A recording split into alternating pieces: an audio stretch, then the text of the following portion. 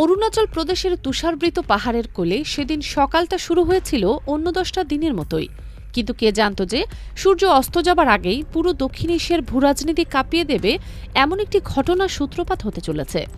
তাওয়াং সেক্টরের কাছাকাছি একটি রুটিন টহল মিশন চলছিল। ভারতীয় সৈন্যরা নিয়মিত কাজ সারছিলেন। হঠাৎ করেই সামনাসামনি হয়ে গেল চীনা PLA সৈন্যদের সাথে। প্রথমে তীক্ষ্ণ চোখাচোখি, তারপর কথার ধারালো আদান প্রদান এবং মুহূর্তেই পরিস্থিতি গড়ালো হাতাহাতিতে। কয়েকশো সৈন্য জড়িয়ে পড়ল সেই সংঘর্ষে।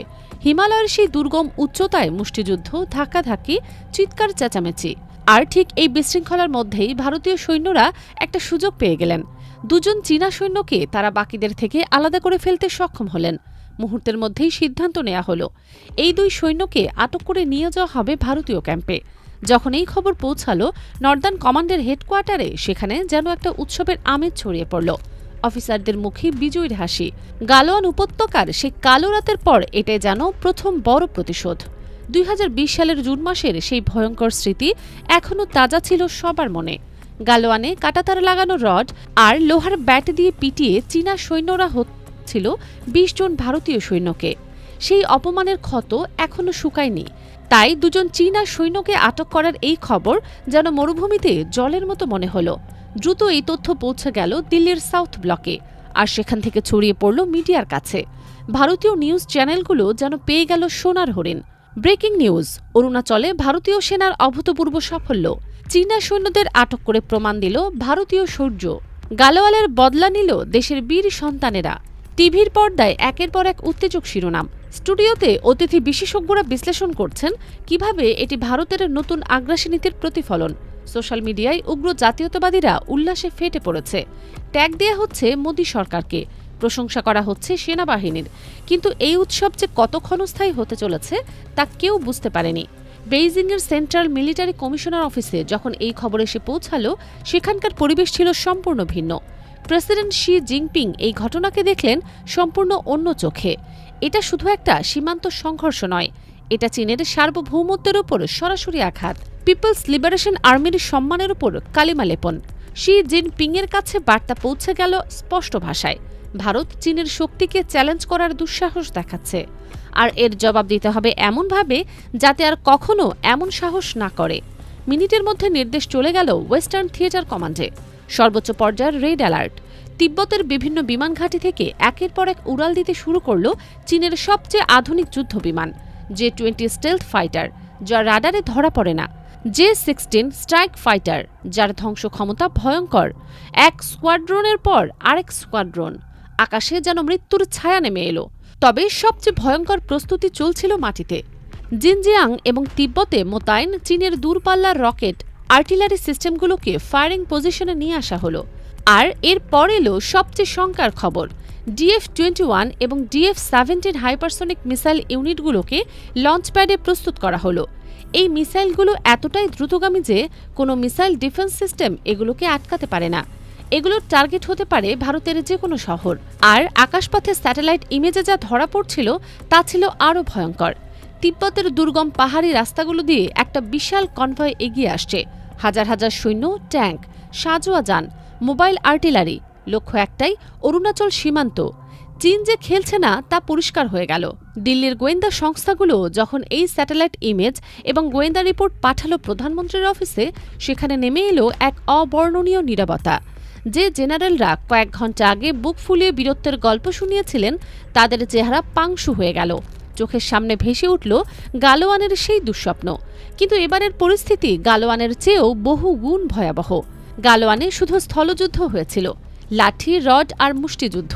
কিন্তু এবার চীন নামিয়ে দিয়েছে তাদের সর্বশক্তি, বিমান বাহিনী, rocket force, strategic missile command. এটা আর সীমান্ত সংঘর্ষ নেই, এটা একটা পূর্ণাঙ্গ যুদ্ধের দ্বারপ্রান্তে দাঁড়ানো।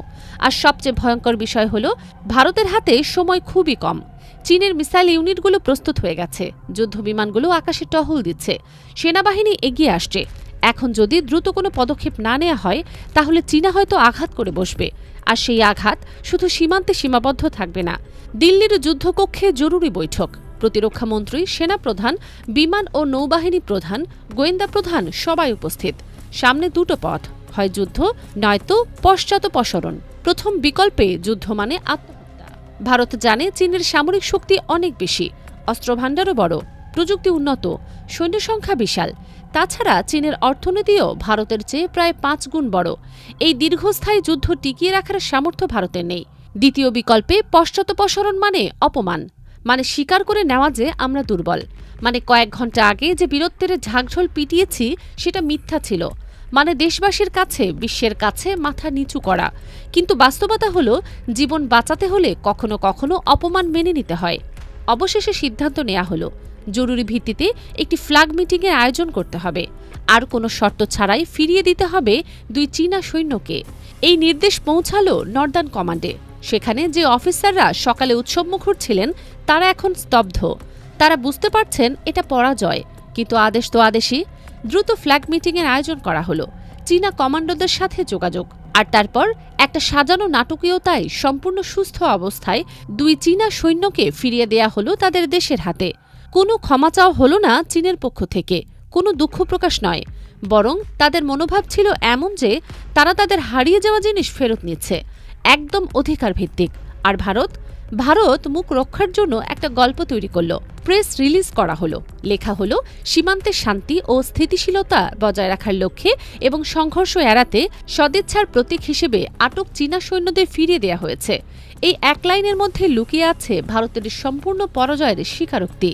যদি সত্যিই ভারত বিজয়ী হতো তাহলে তারা আন্তর্জাতিক ফোরামে চীনের আগ্রাসনের কথা তুলত, জাতিসংঘে অভিযোগ করত, আটক সৈন্যদের ছবি প্রকাশ করে চীনকে লজ্জিত করত। কিন্তু তারা কিছুই করেনি, কারণ তারা পারেনি। তারা আতঙ্কিত ছিল, অসহায় ছিল, পরাজিত ছিল। আর সবচেয়ে ভয়ঙ্কর যে তথ্যটি এখনো ঢাকা পড়ে আছে তা হলো সংখ্যা। আন্তর্জাতিক গোয়েন্দা সূত্র এবং স্থানীয় সাংবাদিকদের রিপোর্ট অনুযায়ী এই সংঘর্ষে অন্তত 20 জন ভারতীয় সৈন্য গুরুতর আহত হয়েছেন। কিন্তু ভারত সরকার এই তথ্য চেপে গেছে, প্রকাশ করেনি, কারণ এটা প্রকাশ হলে তাদের বীরত্বের পুরো গল্পটাই ভেঙে পড়বে। তাই চুপচাপ সব ঢেকে রাখা হয়েছে। আর ভারতীয় মিডিয়া, যারা সকালে ব্রেকিং নিউজ দিয়ে পুরো দেশকে উত্তেজিত করেছিল, তারা এখন একদম নীরব। কোনো বিশ্লেষণ নেই, কোনো প্রশ্ন নেই, শুধু নীরব সম্মতি। কারণ তারা জানে সত্য প্রকাশ করা মানে সরকারের বিরাগভাজন হওয়া, আর সেই ঝুঁকি নিতে তারা প্রস্তুত নয়। অরুণাচলের এই ঘটনা তাই শুধু একটি সীমান্ত সংঘর্ষ নয়, এটা আসলে একটা প্রতীক ভারতের সামরিক দুর্বলতার, প্রতীক চীনের ক্রমবর্ধমান শক্তির, প্রতীক এই সত্যের যে এশিয়ার ক্ষমতার ভারসাম্য এখন দিল্লির অনুকূলে নেই। বেইজিং এখন এতটাই শক্তিশালী যে তারা তাদের সামান্যতম অপমানও সহ্য করবে না। আর ভারত এখনও বিশ্বগুরু হওয়ার স্বপ্ন দেখছে, কিন্তু বাস্তবতা হলো সেই স্বপ্ন হিমালয়ের বরফের নিচে চাপা পড়ে গেছে। তাই এই ঘটনার শিক্ষা কি? শিক্ষা হলো বীরত্বের নাটক করার আগে নিজেদের শক্তি যাচাই করে নেওয়া উচিত। মিডিয়ার বিজয়ের ঢাকঢোল পেটানোর আগে মাঠের বাস্তবতা বোঝা দরকার। আর সবচেয়ে বড় কথা, শক্তিশালী প্রতিপক্ষকে অহেতুক উস্কে দেয়া মানে নিজের পায়ে কুড়াল মারা। অরুণাচলের সেই রাতে দিল্লির মসনদ শুধু কেঁপেই ওঠেনি, প্রায় ভেঙেই পড়েছিল।